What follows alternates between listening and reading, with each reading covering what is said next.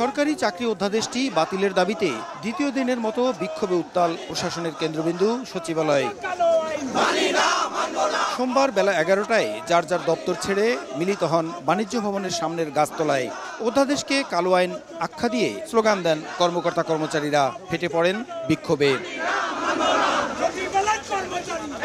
এরপর মিছিল নিয়ে জনপ্রশাসন, স্বাস্থ্য, বাণিজ্য, গৃহায়ন ও গণপূর্ত, আইন মন্ত্রণালয় সহ সচিবালয়ের বিভিন্ন এলাকা প্রদক্ষিণ করেন বিক্ষুব্ধরা। এ সময় বেশ কিছুক্ষণ সচিবালয়ের কর্মকর্তা বা দর্শনার্থীদের প্রবেশ এবং চলাচল বন্ধ হয়ে যায়।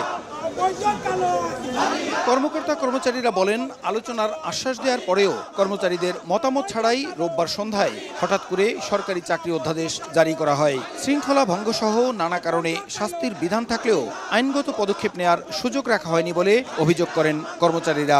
এতে নানা ধরনের বৈষম্য ও হয়রানির শিকার হবেন বলে মনে করেন তারা। এ সময় সংশোধিত অধ্যাদেশ জারির প্রক্রিয়ার সঙ্গে যুক্ত সব সচিব ও সংশ্লিষ্টদের অপসারণের দাবি করেন আন্দোলনকারীরা।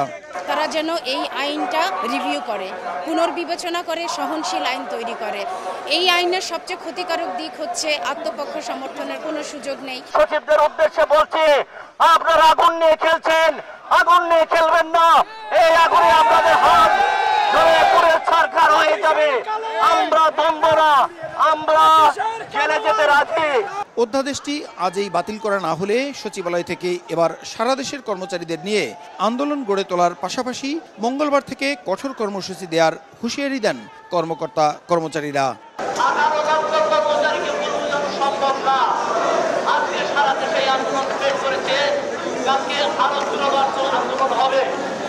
আমরা কেউ বিব্রত হব না, অধৈর্য হব না, আমরা দাবি আদায় করে ফেলব ইনশাআল্লাহ।